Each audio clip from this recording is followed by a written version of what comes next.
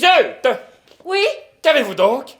Pourquoi regarder la mer à chaque instant? Ne m'en veuillez pas. Je pensais au Morolt. Lui et ses hommes devraient déjà être revenus de Cornouailles. J'ai peur. Allons, Iseult, celui qui vaincra le Morolt n'est pas encore né. C'est vrai qu'il est si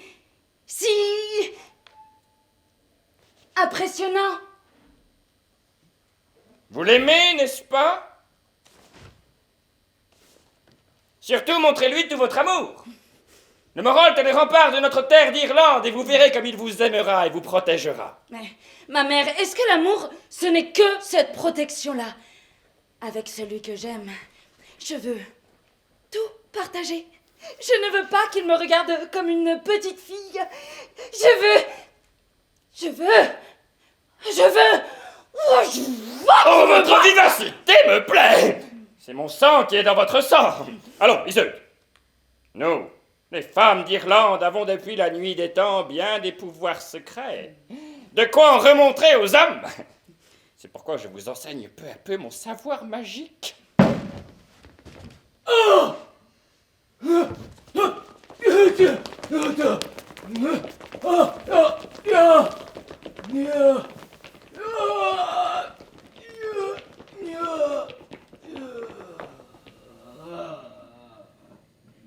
Le Morolt, il est blessé. Il a reçu de nombreux coups d'épée. Nous l'avons cru mort à plusieurs reprises. Ma reine, sauvez-le si vous le pouvez encore. Ne meurs pas. Ne meurs pas, mon fiancé. Branguen! Vite, mes herbes, mes remèdes. Ma mère, sauvez-le. Utilisez toute votre science.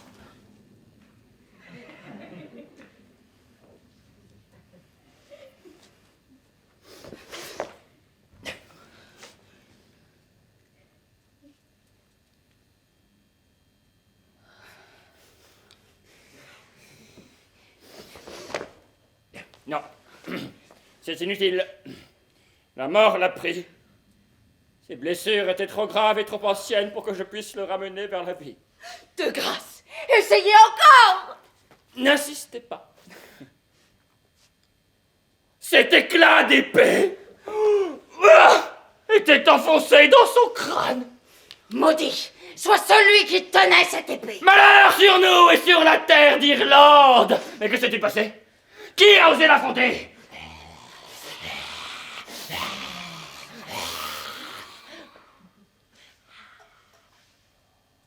Qui a pu le vaincre?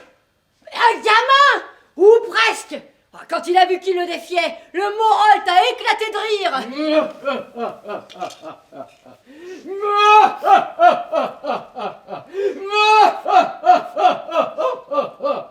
Tout se passait pourtant comme d'habitude. On était arrivé à Tintagel et à grand bruit on s'était rendu au château. Le roi Marc y était, avec tous ses chevaliers.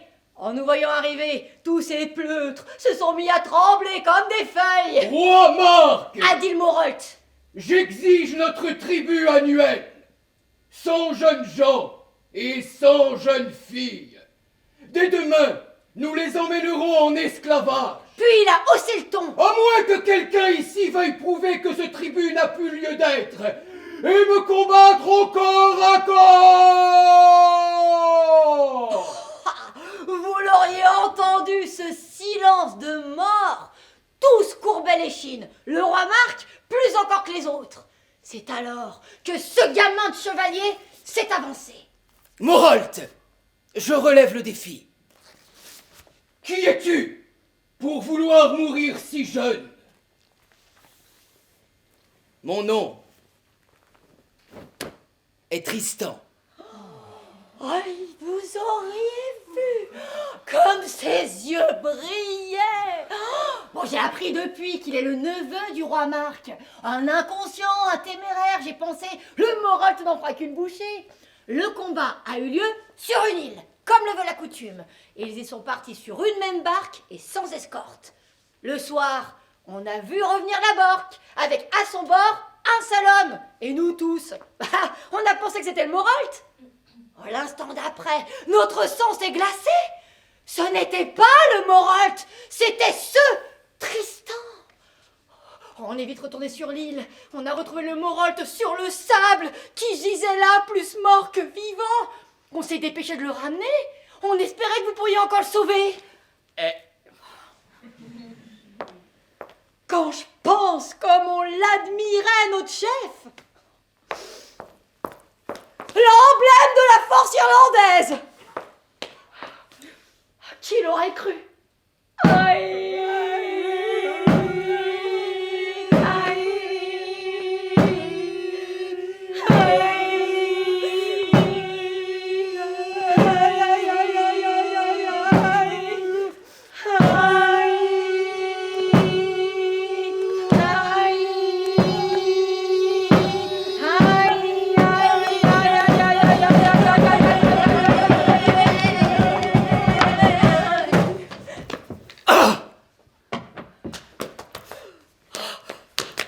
te voilà bien mal en point, pauvre vainqueur du Morolt.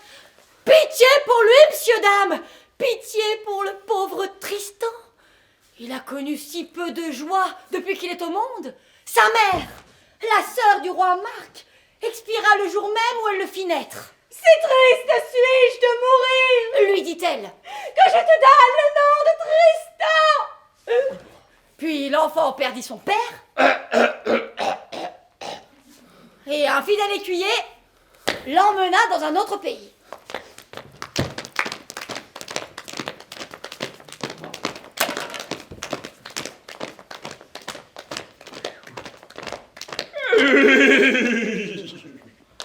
Il y a peu, à Tintavel, un jeune homme est apparu. Et le roi Marc l'a aussitôt pris en affection. Lorsque le Morolt est venu réclamer son tribut, le jeune homme a fait connaître qu'il n'était autre que Tristan, le neveu du roi Marc, qu'aux larmes chevalier, et il vaincrait cet ennemi si redoutable. Bon, vous connaissez la suite. Tristan a tué le Morolt. Mais ce ne fut pas sans peine, car le Morolt a blessé Tristan. Aïe! Son épée était enduite d'un terrible poison. Oh! Jour après jour, le jeune homme a senti la mort le gagner. Il exigea alors qu'on le pousse à la mer, seul, sur une barque. Autant mourir bercé par les vagues, avec l'horizon pour tout décor.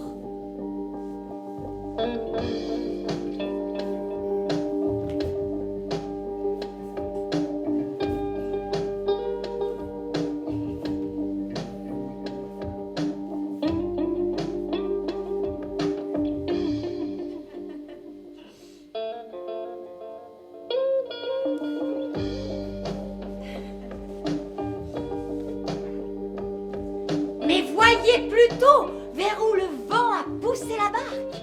Vers notre terre d'Irlande, le pays du Morolt qui l'a tué, le pays de la princesse Iseult.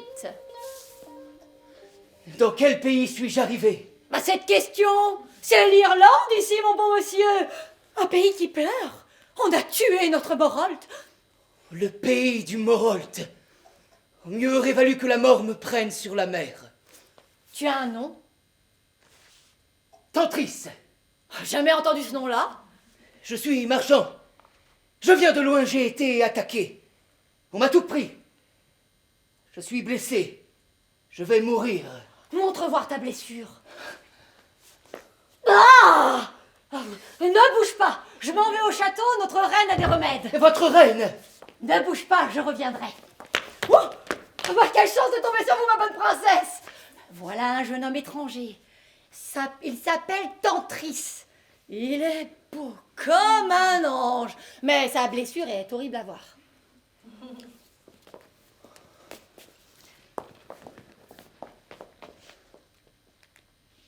D'où venez-vous? De très loin. Des pirates nous ont attaqués, moi seul ai survécu. N'ayez pas peur. Montrez-moi votre blessure.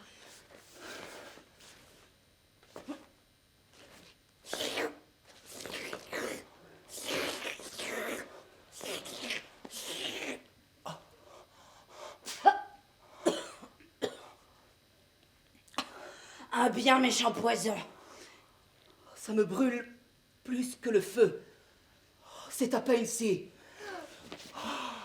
Il s'est évanoui. Vite, va chercher des hommes qu'on l'emmène au château. J'y ai des herbes qui le guériront. J'y cours, ma bonne princesse, j'y cours.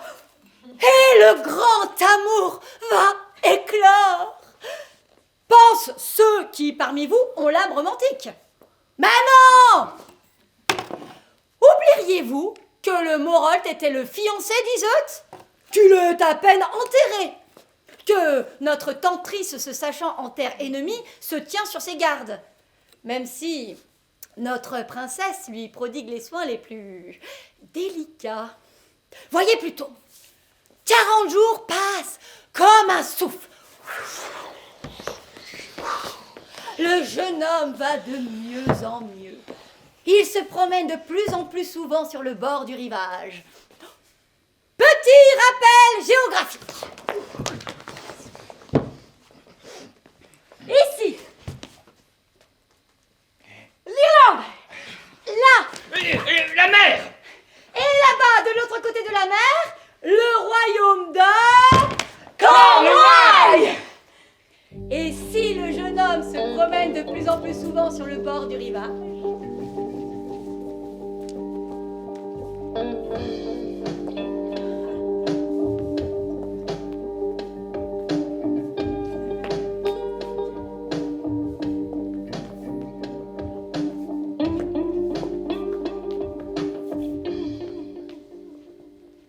Aurais-tu vu Tentrice?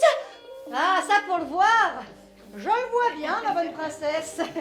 Le petit point blanc là-bas, c'est lui. Il est donc parti comme un voleur? Sans un adieu, sans un merci? Peut-être bien que chez les anges on fait comme ça, ma bonne princesse. Qu'il aille au diable, ton ange!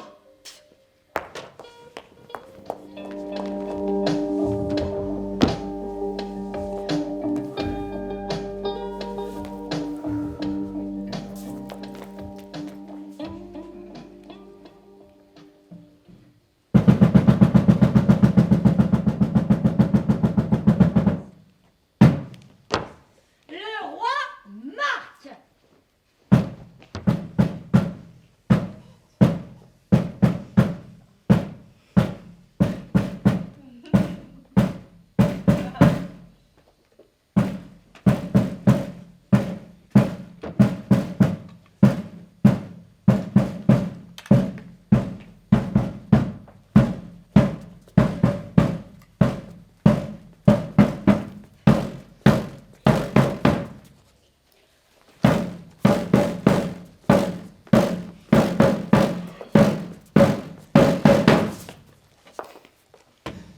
Mon ami, vous voyez en moi le plus heureux des rois. Notre si cher Tristan nous est revenu guéri. Jugez de ma stupéfaction ce matin, je pleurais sa disparition et tout à coup, il réapparaît.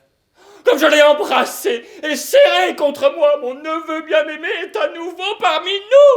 C'est effectivement une bonne nouvelle, sire. Une bonne nouvelle, effectivement. Cependant, roi Marc, il me faut vous entretenir d'une affaire de la plus haute importance. Eh bien, soit, je vous ai... Mon neveu. Mon fils bien-aimé, approche-toi. Montre-toi. Oh. Regardez-le, messire. Plus la moindre trace de blessure. Un miracle, je vous dis. Voilà un phénomène bien singulier et même inexplicable. Seigneur, très grande a été ma chance d'échouer en Irlande.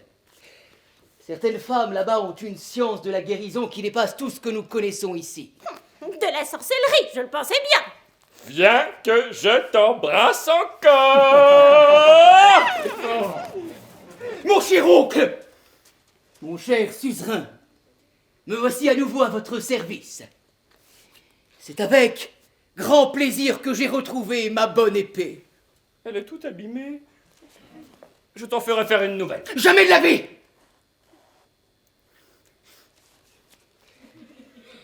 Même si un morceau est resté dans le crâne du Morolt, je la garde.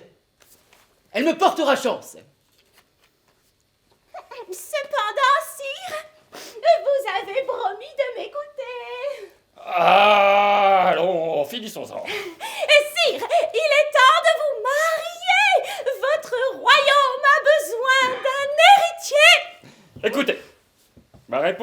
sera très simple. Dieu nous a donné un bon héritier. Aussi longtemps que Tristan vivra, sachez qu'il n'est besoin ici, à la cour, ni de reine, ni de souveraine. Sire, c'est impossible, c'est absolument impossible. Ni vos féodaux, ni votre peuple ne l'accepteraient. Il vous faut un héritier en ligne directe.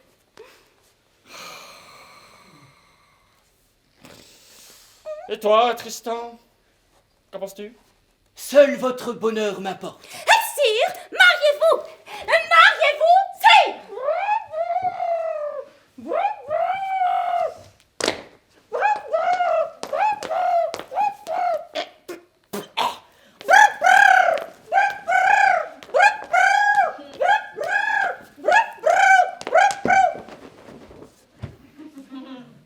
Eh bien, soit. Puisqu'il faut me marier, je me marierai. Bravo! J'épouserai celle à qui appartient ce cheveu de jet. Je n'épouserai qu'elle. Telle est ma décision. Tap, tap, tap.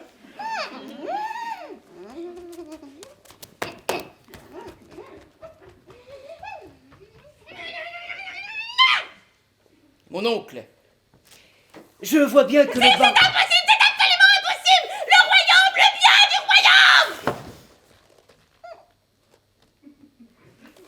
Mon oncle, je vois bien que le baron Cariadoc me soupçonne de vous avoir conseillé cette ruse pour que je reste votre héritier. Mais je sais qui est la belle aux cheveux de jet. J'irai la chercher. Tous verront que je vous aime d'amour sincère et que je n'en attends pas le moindre intérêt. Ce sera pourtant au péril de ma vie, car il me faut retourner au pays du Morholt, où je mourrai, où je vous rapporterai la princesse aux cheveux de jet.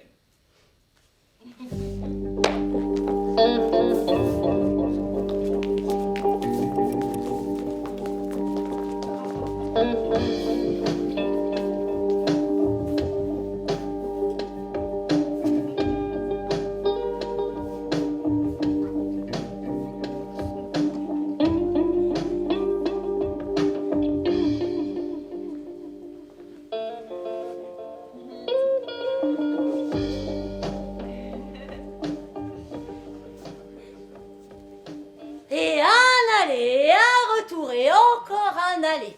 Au passage du beau Tristan, les poissons de la mer d'Irlande ne vont même plus se retourner. Mais ce qu'il ignore, le beau Tristan, et qu'il apprend à peine a-t-il posé le pied sur notre terre d'Irlande, c'est que depuis peu, le pays est en proie à une terrible menace.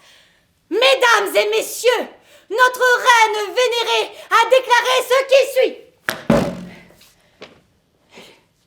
Nous, reine d'Irlande et des ailes septentrionales, attendu qu'un terrible dragon surgit des cavernes de l'enfer, dévore notre pays et tue tous les habitants qu'il rencontre.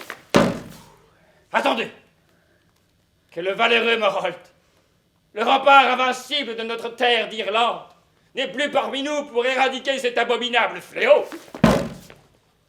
Attendu que tous les courageux chevaliers, ainsi que nos frères d'armée sont morts en combattant le dit dragon, nous, reine d'Irlande et des ailes septentrionales, déclarons et faisons savoir que nous donnons la main de notre fille, Iseut, à qui tuera le dragon, et nous délivrera de la crainte et de la désolation. Qu'on se le dise. Mesdames et messieurs, le dragon!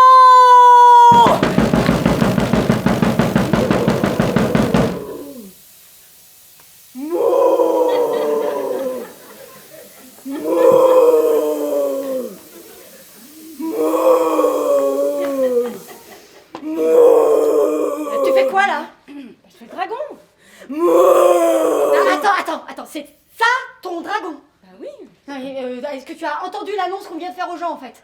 On vient de dire une terrible menace. Terroriser la région. Est-ce que t'as l'impression là de terroriser la région? Est-ce que tu vois des gens qui pleurent? Mais j'ai pris un costume. Non mais c'est un costume de grenouille. Tout le monde voit que c'est Il est très bien son costume. Ah voilà, tu veux pas bien son costume, je vais peut-être faire Je l'ai Mais c'est pas du tout ça.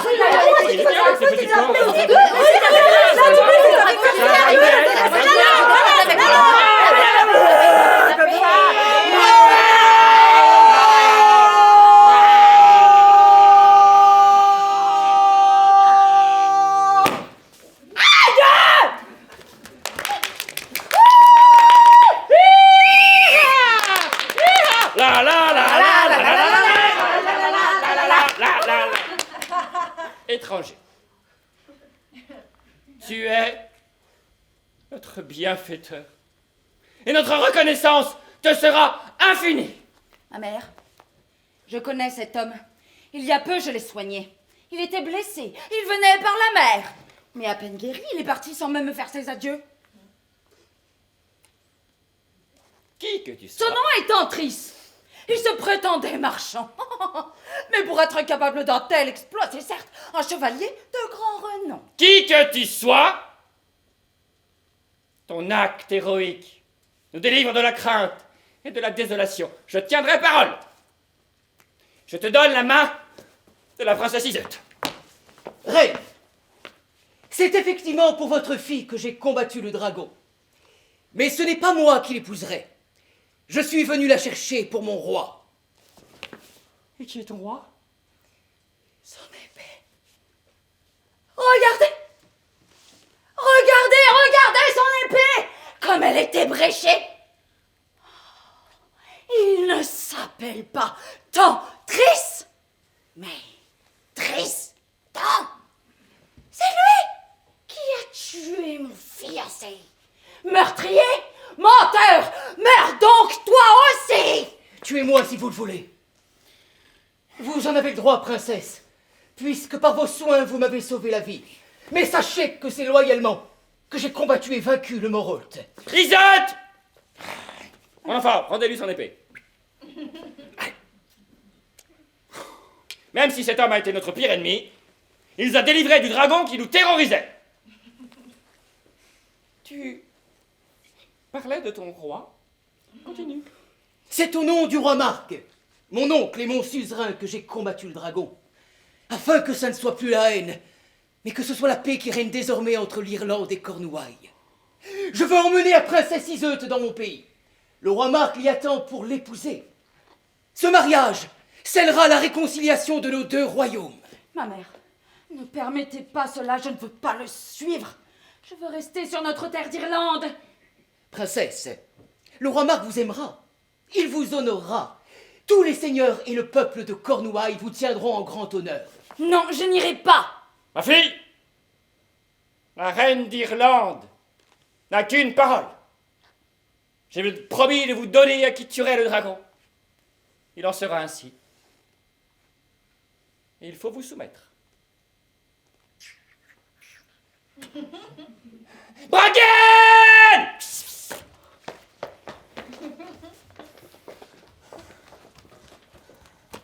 Tu partiras avec la princesse. Madame! Ne proteste pas, ne sois pas triste. Je sais combien tu aimes ma fille, tu veilleras sur elle. Oui, mais c'est votre fille qui est triste, elle doit épouser ce roi qu'elle ne connaît pas. De quoi te mêles-tu, espèce de sotte? Que connais-tu à toutes ces affaires? C'est à moi de veiller au bonheur de mon enfant. Le seigneur Tristan l'a demandé pour le roi Marc. Et elle épousera le roi Marc. Elle sera reine. Dans une terre étrangère. Vas-tu te taire, enfin! Je ne t'ai jamais vue si insolente. Écoute-moi plutôt. Prends ce flacon. Tu le garderas précieusement sur toi. Personne ne doit le voir.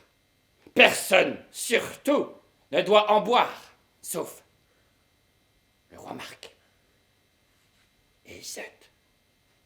Le soir du mariage, tu le verseras secrètement dans leur coupe. Ce breuvage est un filtre d'amour. Avec lui, ils s'aimeront longtemps et avec ardeur. Tu m'as bien comprise? Je ferai comme vous me le... Je ferai comme vous me l'ordonnez.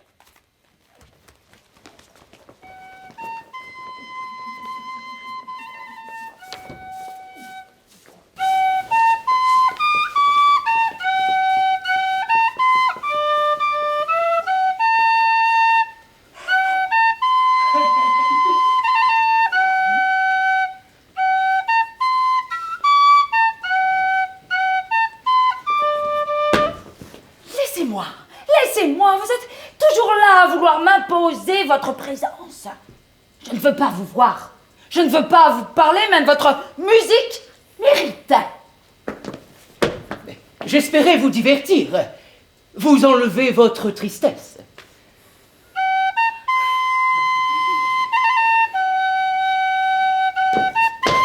Me divertir? Vous, le meurtrier de mon fiancé? Vous, qui m'avez si vilainement trompé, qui m'avez arraché à mon pays pour me conduire vers un mari que je ne connais même pas. Laissez-moi, je vous dis, je vous déteste. Je comprends votre tristesse, et même votre colère. Mais ayez confiance, en Cornouailles, vous serez reine, admirée et aimée de tous. Le roi Marc est le meilleur des hommes, son cœur est bon et loyal. Vous l'aimerez.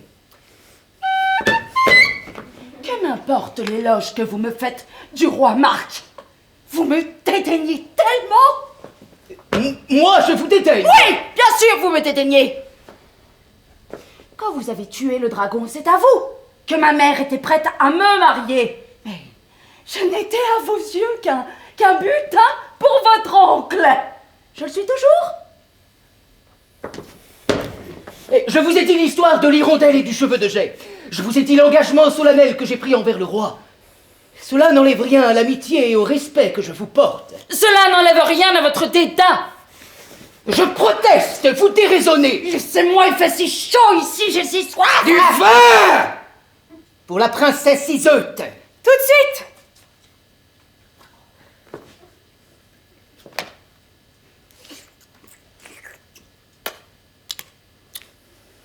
Ah bah, que le seigneur Tristan en prenne un peu aussi. Ce n'est pas la peine. Oh mais seigneur, prenez-en, cela vous rafraîchira.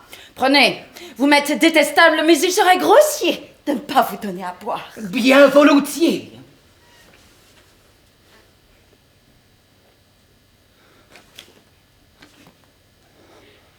Seigneur, Tristan, mon bel ami, jouerez-vous encore pour moi? J'y prendrai beaucoup de plaisir. Ou bien volontiers, je ne demande qu'à vous plaire. Vous paraissez tout égaré. Et vous-même? Qu'est-ce qui vous tourmente? Dites-le-moi si vous le savez. Il y a un instant encore, je vous haïssais, mais il me paraît à présent que j'aurai le plus grand des mal à me séparer de vous. Je voudrais que ce voyage sur la mer ne finisse jamais. Il y a un instant encore, votre attitude m'irritait. Il me paraît à présent que... Je sais pourtant trop bien que je dois à mon oncle loyauté et fidélité. Mais... un lacet brûlant m'en serre tout entier et m'attire vers vous.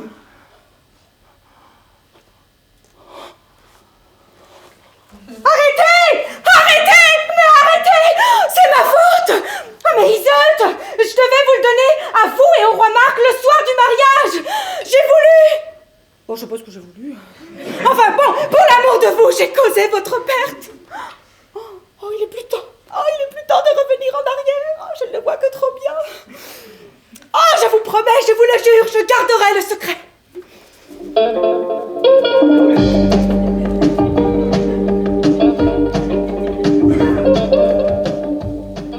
Et voilà, le sac d'embrouille dans toute sa splendeur. Et les amants n'ont même pas pris le temps de reprendre leur souffle. Tristan se retrouve en proie à un terrible pugilat. À ma gauche, son amour passionnel pour la belle Iseult. À ma droite, sa dévotion, sa fidélité envers le roi Marc, son oncle et suzerain. La princesse Iseut est également de plus en plus confuse. C'est Tristan qu'elle aime d'un amour fou. C'est dans le lit du roi Marc qu'elle va se retrouver.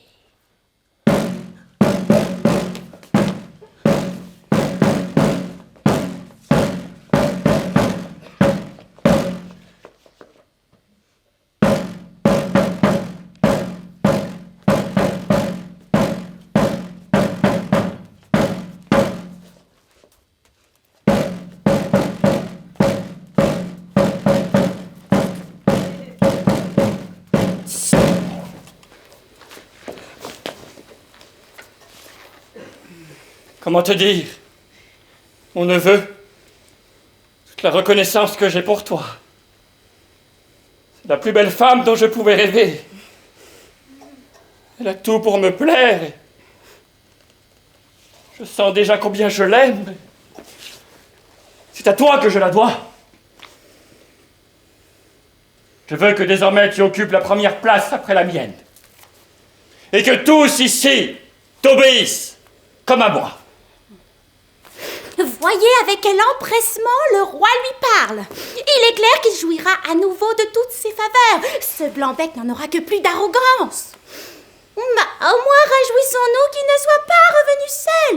Le royaume aura une reine, bientôt un futur roi, et ce Blanc-bec en perdra son titre d'héritier.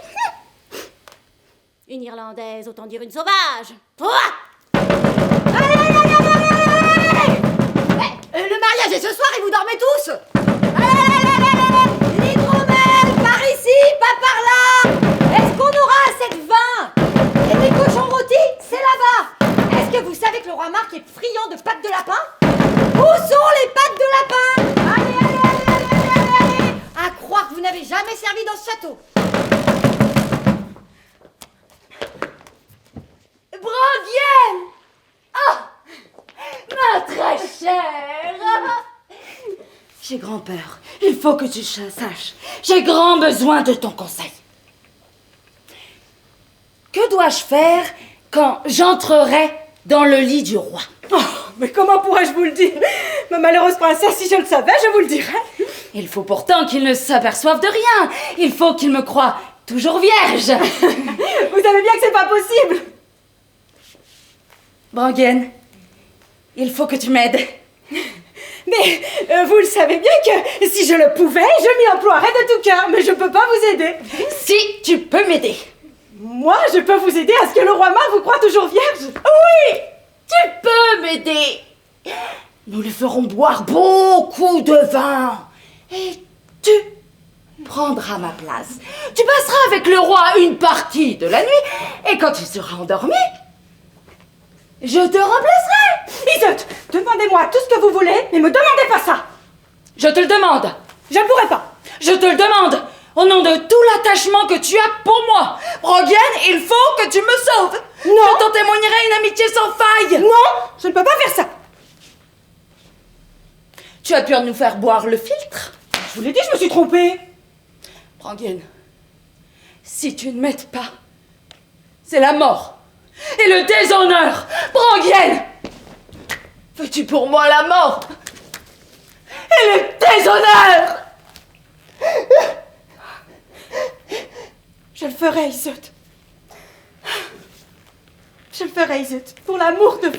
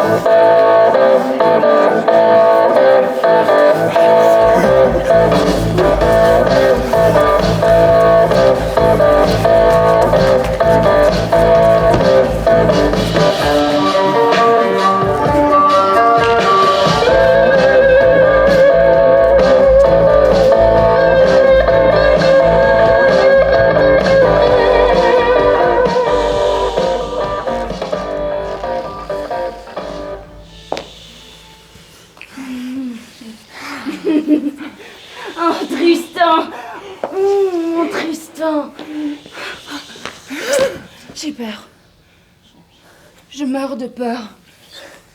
Personne ne nous soupçonne. Ne crains rien. Je vois bien comme cet affreux baron nous regarde. Comme il te regarde. Ne crains rien. Un jour, mon épée le saignera comme on saigne un porc. Tristan. Tristan. Et si Brangaine parlait? Si elle révélait ce qui s'est passé la nuit du mariage? Elle t'est dévouée, elle ne ferait jamais ça. Oh, ce serait affreux. Oh, j'ai peur. Oh, j'ai trop peur qu'elle parle. S'il le faut, je la ferai tuer. N'y pense plus. Embrasse-moi. Là. Alors, Tristan a bougé. Là. Il n'y a personne, un peu de vent, c'est tout. Non. Rentrons vite. Je sens trop de mauvais présages. La nuit prochaine. Tu viendras la nuit prochaine. Si je le peux.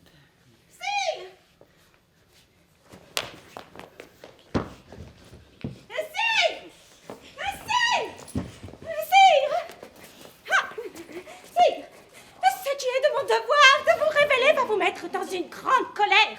Il ne s'agit pourtant que de la stricte vérité. Ne vous fâchez pas. Je suis sortie dans le verger, et dans le verger, votre neveu tenait la reine dans ses bras.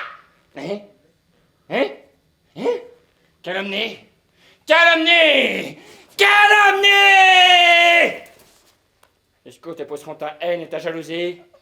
Ni la reine, ni mon neveu ne sont capables de pareilles félonie. Je comprends que la colère vous emporte, sire, mais sachez que je me porte garant de ce que vous venez d'entendre. Tu prétends donc que tu les as bien vus? Vue de mes yeux vus, sire. Je n'en crois rien. Sire, il le faut. Prévenez Tristan et Iseult qu'avec quelques chevaliers, vous allez rendre visite à votre précieux voisin, le roi Arthur. Et puis, revenez la nuit suivante, vous cacher dans le grand pin qui se trouve au milieu du verger. Jamais je ne m'abaisserai à espionner ces deux êtres que j'aime tant. Ça se corse. Tristan aime Iseult. Iseult aime Tristan, et entre Tristan et Iseult, le roi Marc. Le baron déteste Tristan, Tristan déteste le baron, et entre le baron et Tristan, le roi Marc. Alors comment voulez-vous que ces bonnes oreilles du roi Marc ne finissent pas par entendre ce qu'elles n'ont aucune envie d'entendre? Psst.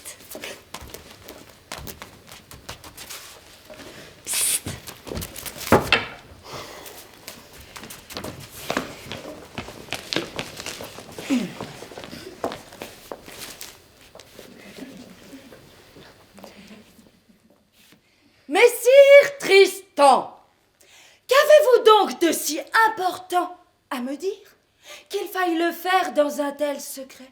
Reine, je veux implorer votre pitié. Intercédez auprès du roi. Il est si fâché contre moi que je n'ose même pas lui en demander la raison. On lui a raconté que vous et moi, nous nous aimions d'un amour coupable. Moi, qui le vénère comme un fils, moi qui l'ai si fidèlement servi, si je vous aimais comme il le croit, je serais alors le chevalier le plus déloyal au monde. Bien sûr que je vous aime, ma reine, mais c'est parce que mon devoir est de vous aimer du même amour respectueux que je lui porte. Moi aussi, je vous aime, Tristan. Je vous aime comme il convient d'aimer le proche parent de son mari. Honte à qui trouverait à redire à cette affection, comme je regrette sa jalousie et sa colère. Mais vous voyez que je ne peux vous aider en rien. Laissez-moi, je vous prie, je tremble de peur. Eh bien, puisqu'il en est ainsi, je vais quitter ce château. J'irai proposer mes services à un autre roi. Moi, qui l'aime comme un fils, me voir repoussé de la sorte. Adieu, Tristan. Adieu. Cariadoc! Chevalier fiefé et menteur! Alliez me faire commettre la pire des injustices. Je veux voir la reine sur le champ.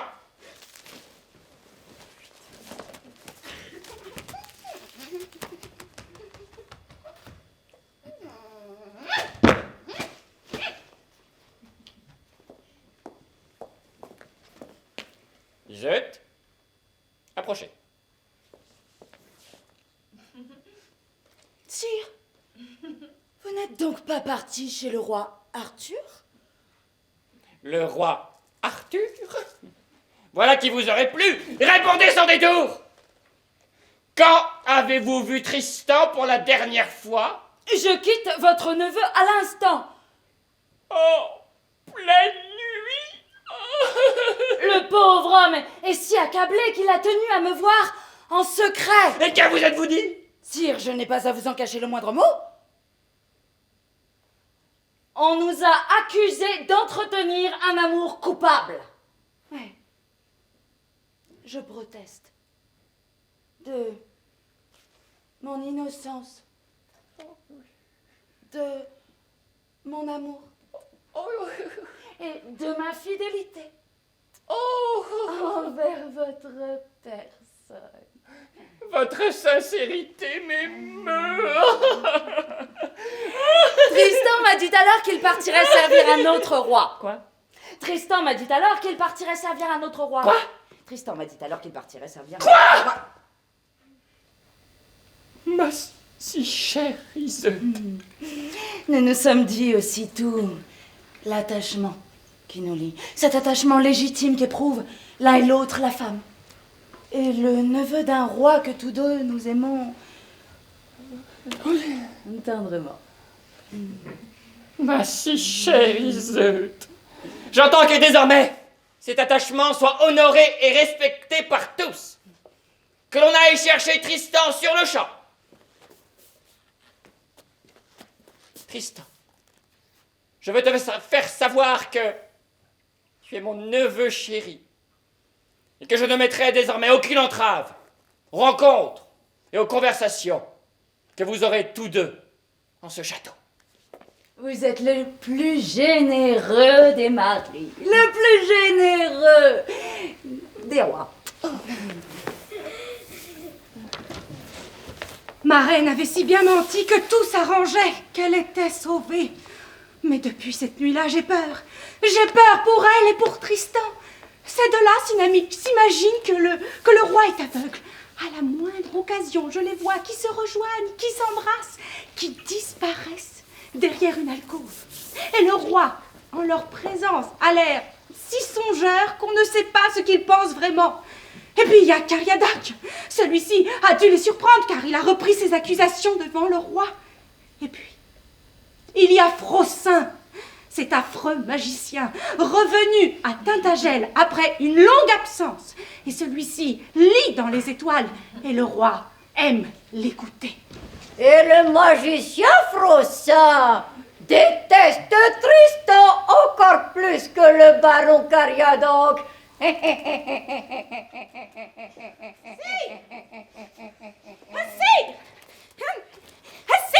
C'est intolérable et à vrai dire inadmissible!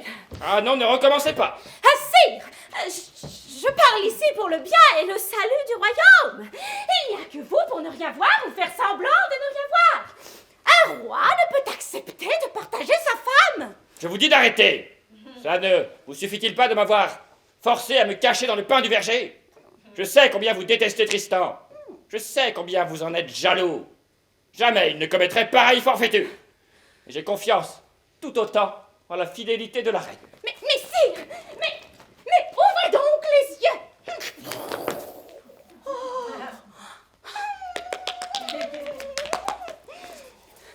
Sire, en se croisant hier soir, la Lune et Vénus m'ont montré une chose tout à fait singulière.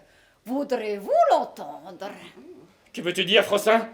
Que dans 3 jours, la vérité va paraître derrière le faux, si vous faites ce que je vous dis de faire. Sire, il s'agit de votre neveu et de votre femme. Oh non, qu'on ne me parle plus de cette histoire! Sire, il le faut! Faites annoncer que vous partez à la chasse. Sire, les astres et moi-même, nous nous occupons du reste. J'ai pas compris. Entre le lit de la reine et le lit de Tristan, je répandrai de la farine. Mais pourquoi donc de la farine? Et Tristan, croyant le roi absent, il a rejoint de la reine. La farine gardera les traces de ses pas. Ah, bravo, messire Frossard! Un piège parfait! Cette fois, ils seront prêts! Je pars à la chasse!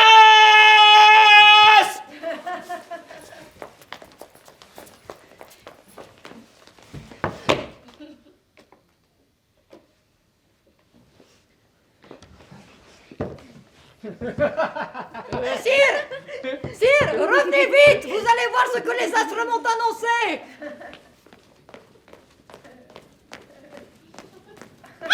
Cette fois, ils sont prêts! Je ne vois pas de traces de pas. Mais ici, sire.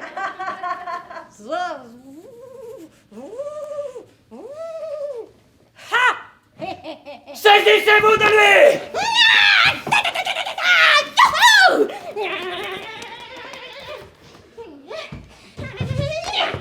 Fini votre arrogance, messire Tristan! Vous êtes pris sur le fait! Il ne sert à rien de contester. À l'un comme à l'autre, dès demain, votre mort est certaine! Mon oncle! Tout ce que vous m'infligerez, je le supporterai, y compris la mort. Mais pitié pour la reine. J'ai tenté de la rejoindre, mais elle est innocente. Sire, épargnez votre neveu, je prends la faute sur moi. À mort l'un et l'autre, je dis!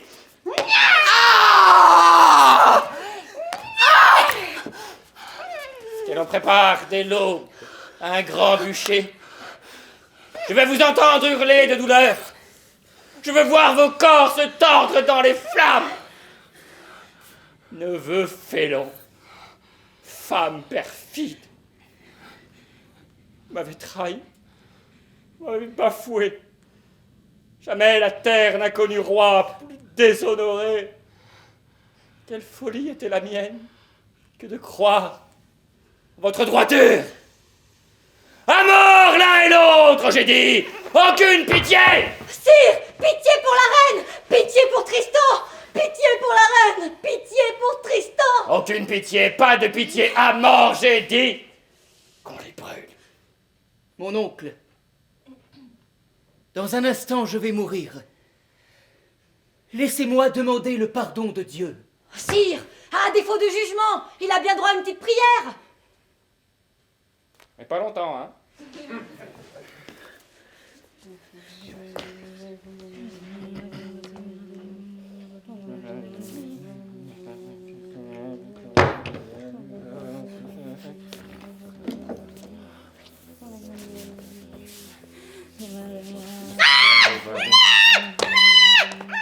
Imbécile, rattrape-le! Je te suivrai moi-même jusqu'au bûcher. Maudite femme, méchante créature. Que m'importe de mourir, votre neveu est sauf, je suis en paix. Rassure-toi, on le rattrapera, ton Tristan. On lui rallumera un joli feu, et il te rejoindra en enfer. Sire! Ah, sire! Pitié pour notre reine! Ne lui infligez pas le supplice du feu sans jugement! Je ne changerai pas d'avis. Sire, pitié pour la reine! Taisez-vous, j'ai dit. Sire, laissez-moi prendre sa place! Faites taire cette folle.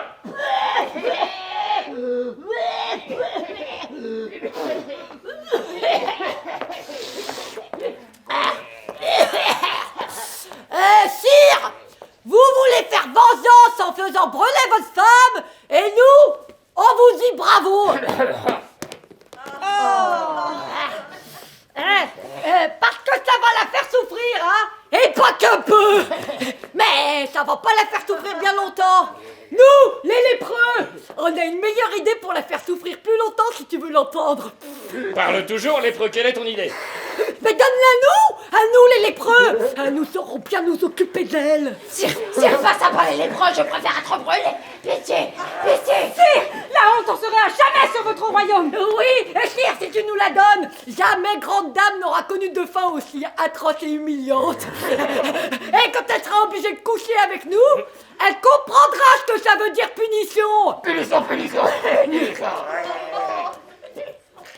Je vous la donne, cette vipère. Je vous la donne. Qu'elle comprenne ce que c'est que de trahir son roi et son mari. Allez, bon amusement. Et prenez les deux.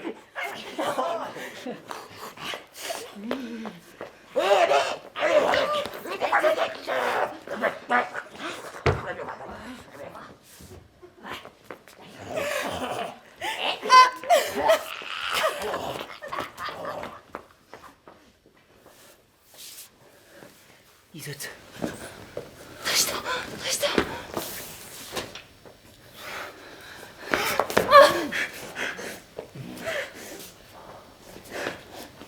Nous sommes ensemble, et cette fois pour de bon.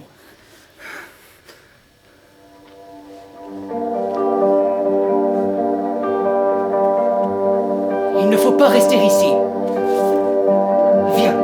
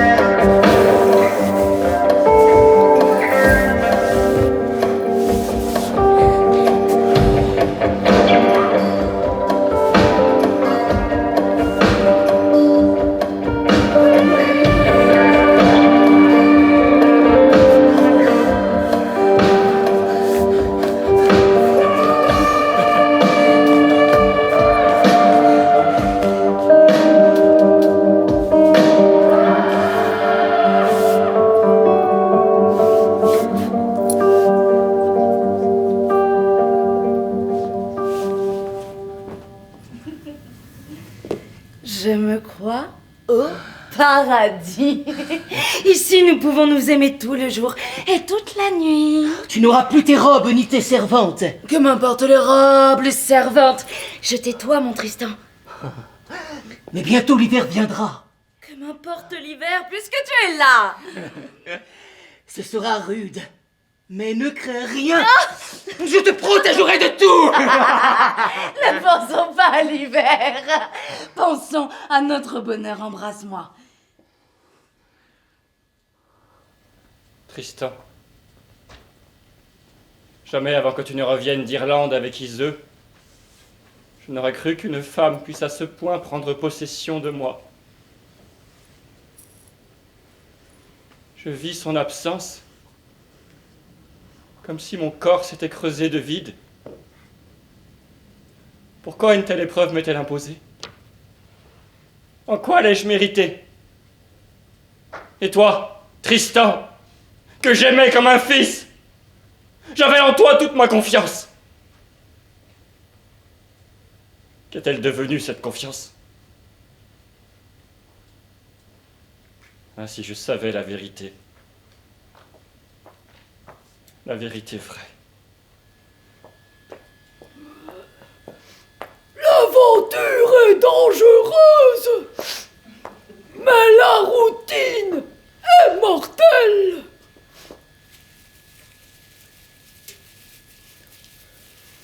Voici les premières neiges. Iseut, mon Iseut, cette fois-ci l'hiver s'installe. Pas besoin de me le dire, je l'aurais vu sans toi. Ce matin, j'ai trouvé cette belle pièce dans un de mes collets. Tout de même, le gibier se fait rare. Encore du renard. Je ne veux plus manger de renard, je déteste le renard. Tu as froid. Viens que je te réchauffe. Oh, laisse-moi. Quand tu reviens d'avoir chassé, tu sens comme le putois l'oiseau mort. Le beau compliment. Combien de temps cela va-t-il encore durer, Tristan? J'étais princesse, j'étais reine. Je ne suis plus qu'une triste vagabonde. Si nous quittons la forêt, le roi nous trouvera et nous tuera. Il a fait placer des gardes partout. Alors fais quelque chose. J'en ai assez, tu m'entends? Ah, laisse-moi. J'ai besoin d'être seule, laisse-moi. Va chasser, va réfléchir à ce qu'il faut faire, mais laisse-moi. Bien.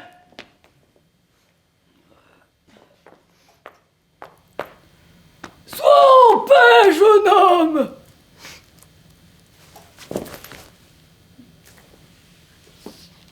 Que la paix soit avec vous, vénérable vieillard.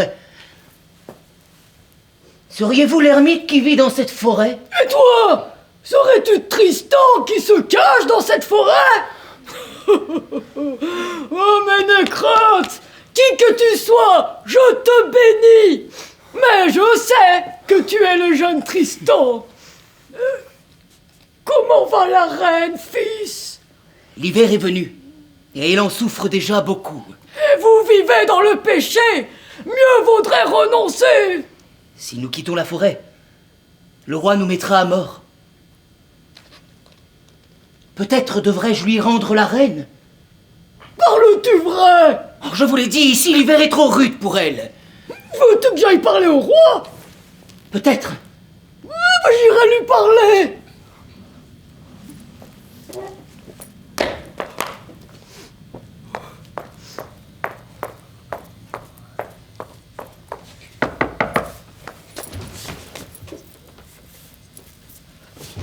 La mort, rien que la mort, c'est vous-même qui l'avez dit, sire.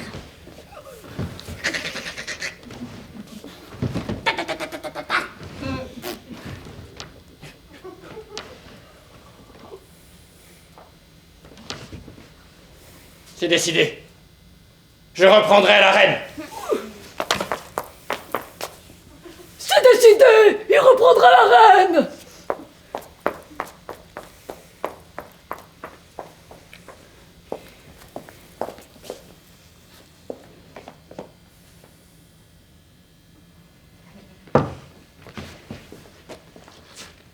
Mon roi, mon oncle,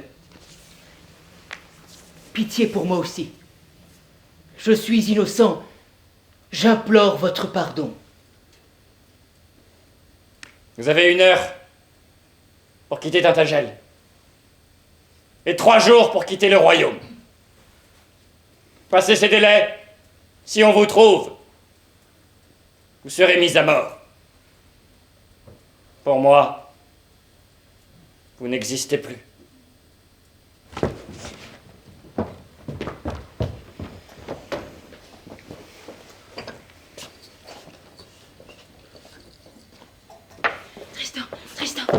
Tristan, mon Tristan. Tu ne peux pas rester au royaume, tout est surveillé. Il ne faudra pas longtemps avant qu'on te prenne, tu le sais bien. Trop de gens te veulent du mal. Je ne peux pas te laisser seul. Ne crains rien, je suis capable de me défendre. Si certains m'accusent encore, je les ferai taire une fois pour toutes. Comment? Je demanderai le jugement de Dieu. Le fer rougi au feu que je tiendrai dans ma main ne me brûlera pas. Mais c'est impossible! As-tu oublié que je suis un peu magicienne? Non, ne crains rien. Mais pour ton salut et pour le mien, jure-moi que tu vas quitter le pays. Comment pourrais-je vivre loin de toi? Seul mon corps restera ici. Nos cœurs ne se sépareront jamais. Chaque jour, chaque instant, Iseut sera avec Tristan. Et chaque jour, à chaque instant, Tristan sera avec Iseut. Prends cet anneau de jaspe vert. qu'il soit le signe de notre amour. Chaque fois que tu le regarderas, tu sauras que je suis avec toi. Mais quitte au plus vite le pays. C'est moi, ton Iseut, qui l'exige. Adieu, mon bien-aimé, adieu.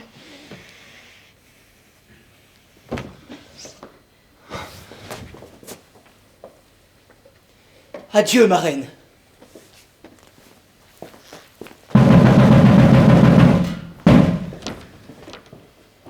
Sire, je demande justice. Vous avez accepté que je reprenne ma place, mais vous avez banni Tristan, malgré son innocence. Et moi, tout le monde, et vous le premier, me suspectez d'avoir manqué de fidélité. Je demande qu'il soit mis fin à cette situation. Je veux prouver publiquement que je ne suis pas coupable, que Tristan ne l'était pas non plus. Acceptez ma requête, au nom du respect que je suis en droit d'attendre de vous. Je demande la cérémonie de l'ordalie, le jugement de Dieu. Soit.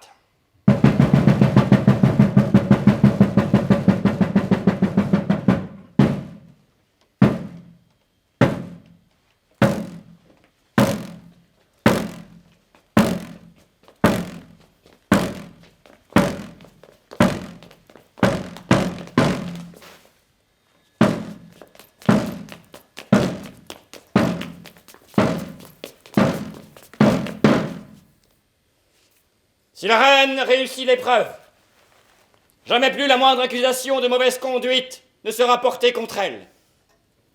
Ce serment que je fais sera respecté par toute la Cornouaille. Que se déroule à présent l'épreuve de Dieu, selon nos rites et nos coutumes.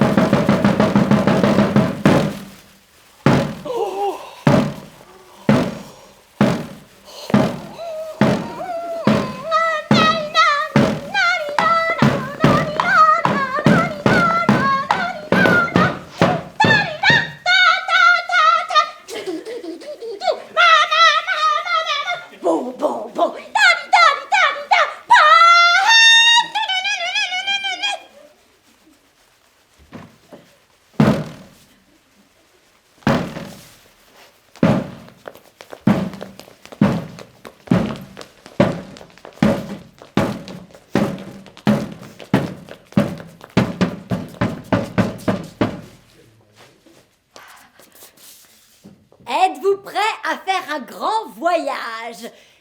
Eh bien, quittons Tintagel, quittons la Cornouaille et suivons Tristan dans son long voyage d'exil.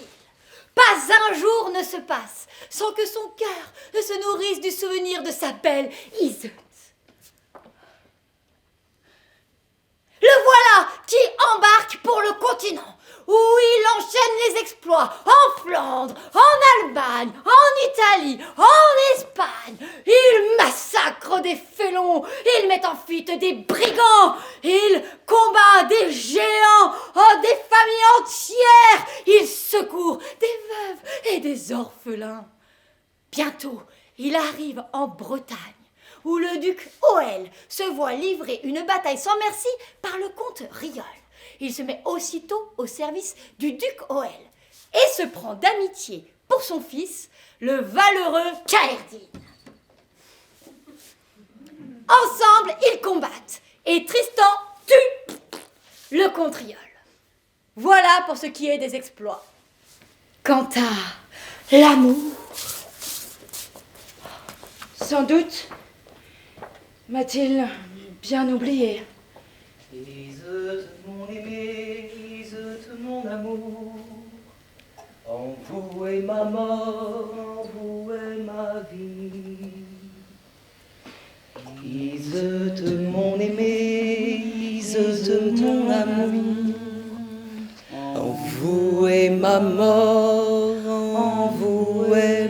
ma vie.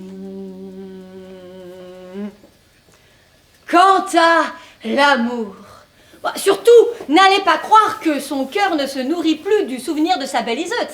Mais vous a-t-on dit que Kaerdine a une sœur et que cette sœur s'appelle Iseut, elle aussi? Ses mains sont si douces et si habiles à la broderie que par tout le beau pays de Bretagne, on l'appelle Iseut aux blanches mains. Et chaque jour, Iseut aux blanches mains et Tristan se rencontrent. Et chaque jour, elle le trouve beau. Et même encore un peu plus beau que la veille. Et chaque jour, elle s'éprend de lui. Oui, mais... Et Tristan, me direz-vous? Eh bien, l'occasion fait le larron, comme dit le proverbe. Hein? Mais le proverbe a-t-il toujours raison? La la la la la la la la la la la la. La la la la la la la la la la la la. Messire Tristan, votre musique est si belle que je voudrais la garder dans mon cœur. Est-ce le nom de cette jeune fille qui m'égare? Est-ce la beauté et la douceur de son visage? Mais comment puis-je aimer deux femmes à la fois? Pourtant, je suis bien forcé de reconnaître que je pense autant à l'une qu'à l'autre. J'aime la reine Iseut d'un amour indéfectible. Mais je sens bien que j'aime aussi Iseut aux blanches mains. Oh, j'aime ici tout comme j'aime là. Il aime ici tout comme il aime là. Non mais entre nous, n'aimerait-il pas déjà un peu plus ici que là? Tristan!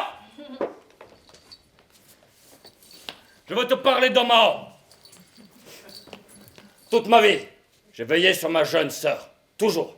Je l'ai protégée. À milieu à la ronde. Tu ne trouveras jeune fille plus noble, plus belle, plus honnête et plus vertueuse. Je ne vais pas te mentir. Ma sœur t'aime d'amour. Si tu veux l'épouser, sache que nos parents t'accueilleraient avec grande joie dans notre famille. Tristan, ne laisse pas notre amour s'éteindre. Garde-moi dans ton cœur, comme je te garde dans le mien. Iseut, nous étions un seul corps et une seule vie. Même séparés, nous le sommes encore. Ma vie n'est que souffrance profonde. Celle de la reine s'écoule dans les délices que lui offre l'amour de mon oncle. Dois-je à cause d'elle refuser le bonheur et le plaisir, alors que ses jours et ses nuits en sont comblés? Moi, je ne peux l'oublier. Mais elle, sans doute, m'a-t-elle bien oublié? Toi seul peux choisir le chemin que tu empruntes. Ah, mais va pas par là, j'ai posé des pièges à renard. C'est avec grande joie que j'épouserai ta sœur. Je m'envoie le plus heureux des hommes. Je vais de ce pas annoncer la bonne nouvelle. Oyez, oyez, peuple de Bretagne. Tristan et Iseut aux blanches mains Se sont mariés à la Pentecôte sur une plage de galets. Se sont mariés à la Pentecôte sur une plage de galets. Belle et vertueuse, elle est très très amoureuse, elle veut s'offrir à lui. Belle et vertueuse, elle est très très amoureuse, elle veut s'offrir à lui. Le cœur de Tristan est complètement perdu, qui aimait il ne sait plus. Le cœur de Tristan est complètement perdu, qui aimait il ne sait plus.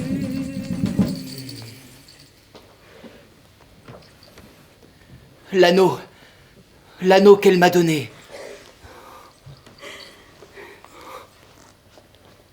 Messire Tristan, seriez-vous fâché? Fâché, mais pas le moins du monde. Vous êtes couché sous moi comme si vous étiez déjà mort. Ma bouche ne vous a jamais interdit de me témoigner de l'amour ou de la tendresse. Mais pourquoi ne répondez-vous pas? Iseut! Belle Iseut! Je dois vous faire un aveu, un terrible aveu. Un terrible aveu? En Irlande, il y a longtemps, j'ai tué un affreux dragon, mais il m'a cruellement blessé et j'ai failli mourir. J'ai fait un vœu à la Vierge. Si elle me guérissait de ma blessure, et si j'avais un jour le bonheur de me marier, je n'approcherais pas ma jeune épouse de toute une année. De toute une année? À peine ai-je fait ce vœu qu'une jeune fille ravissante est venue me guérir. Jusqu'à ce jour, je ne peux dire si c'était un ange venu du ciel. Un ange? La jeune fille devait être sûrement très belle. Il m'en coûte beaucoup de respecter votre vœu, messire Tristan. Mais vous ne refuserez pourtant pas de rester à mes côtés, ni de m'embrasser. Non, certes. Et cette année ne durera pas éternellement. Non, certes. Et vous ne refuserez pas de m'embrasser. N'est-ce pas? Oui, certes. Iseut, mon aimé, Iseut, mon ami, en vous est ma mort, en vous est ma vie.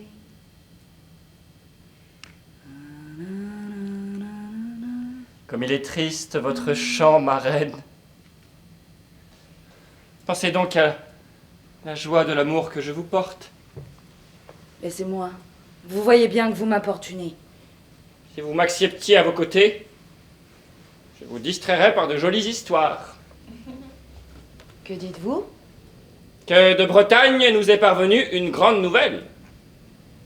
Le seigneur Tristan en sera bientôt le souverain. On y a célébré son mariage avec Iseut aux blanches mains, la fille du vieux duc Owen. Regardez-les tous les quatre et répondez-moi en toute sincérité. Lequel est le plus à plaindre? Toutes les nuits, elle est dans mon lit. Toutes les nuits, son corps est à moi. Mais je sais qu'en secret, c'est à Tristan qu'elle l'offre. Tristan, Tristan, mon Tristan, c'est une autre femme qui aujourd'hui se donne à toi? Chaque nuit, cette femme jeune et belle est prête à se donner à moi. Et je reste là, aussi désolé que dépossédé de moi-même, et ne sachant que faire et que dire. Tristan, ce Tristan que j'aime, fera-t-il un jour vraiment de moi sa femme? Chaque nuit, je me serre contre lui. Et pour mon malheur, je n'obtiens que de chastes baisers.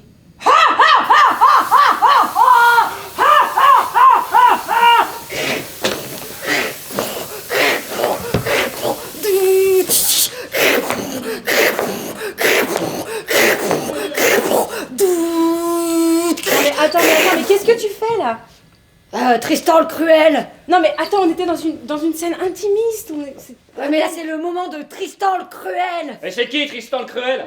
Tristan le Cruel, le fils du contriol. Le contriol qui menait une bataille sans merci au duc Oel, que Tristan a tué. Son fils vient venger son père.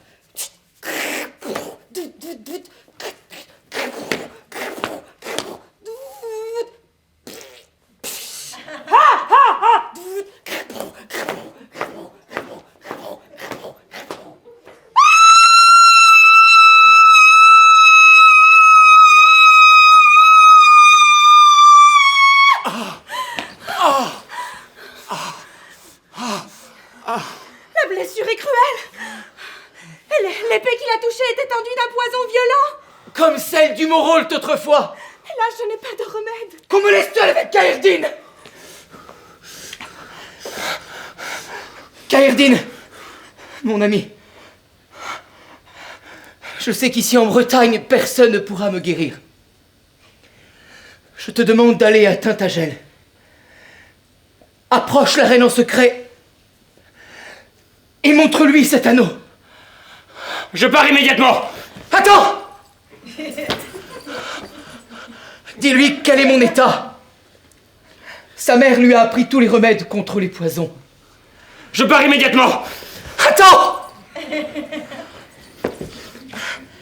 Si elle accepte de venir avec toi, au retour, hisse une voile blanche. Si elle refuse, hisse une voile noire. Tu la feras passer pour une femme médecin, venue spécialement pour soigner ma blessure. Je pars immédiatement.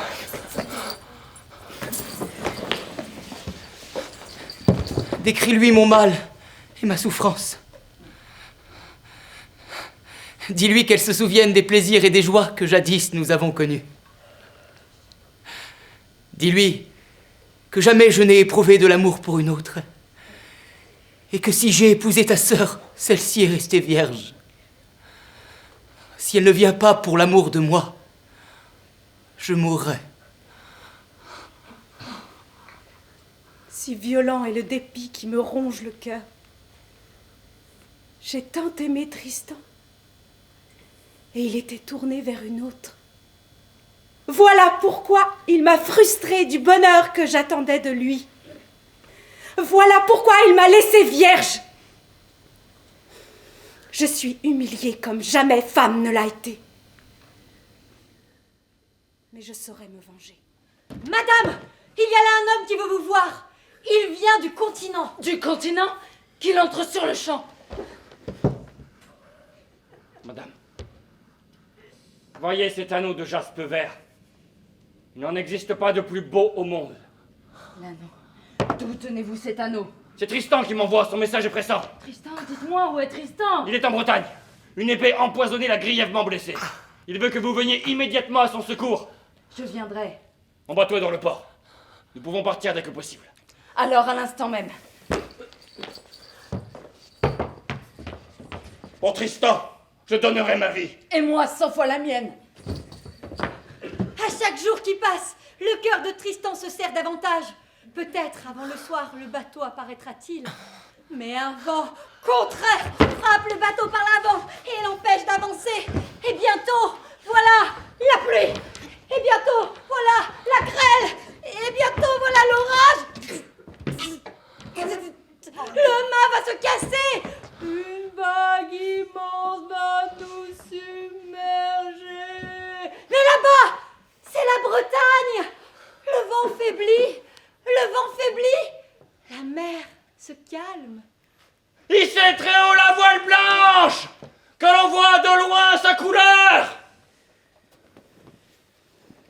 Seigneur Tristan, grande nouvelle.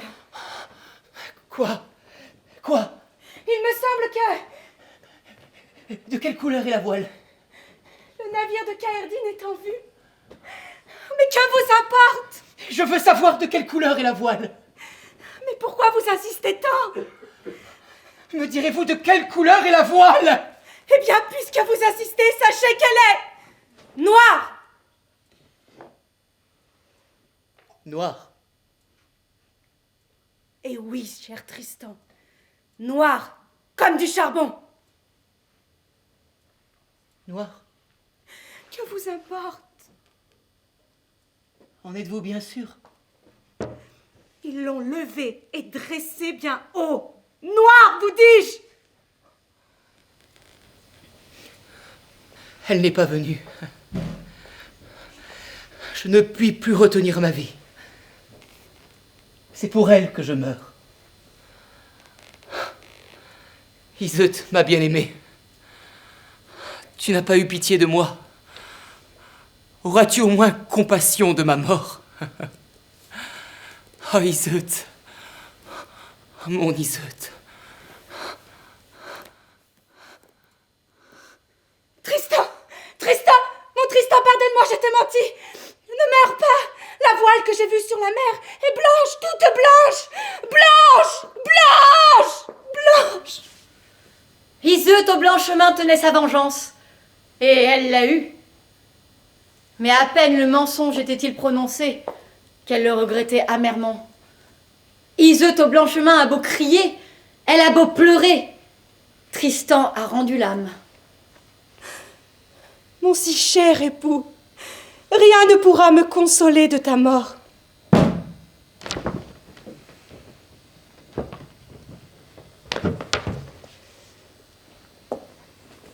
madame. Veuillez reculer. Je suis son époux devant Dieu et devant les hommes. Je suis sa femme devant l'amour. Vous n'avez pas le droit d'être ici. Je l'ai aimé plus que vous ne l'avez jamais fait. J'ai toujours...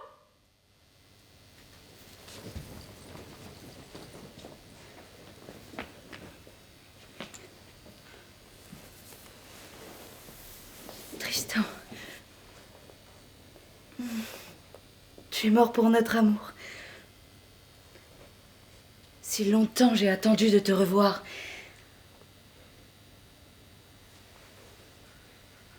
Je n'ai plus à présent aucune raison de vivre.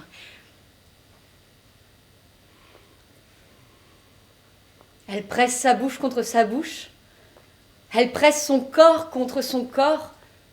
Et la mort vient briser le cœur d'Iseut, qui meurt sur Tristan, qui est mort. On ramène leurs deux corps à Tintagel, où le roi Marc les fait enterrer l'un à côté de l'autre, en grand honneur. Sur la tombe d'Iseut, il fait planter un rosier. Sur celle de Tristan, un cep de vigne. Bientôt, le cep de vigne et le rosier s'entrelacent si bien qu'il est impossible de les séparer.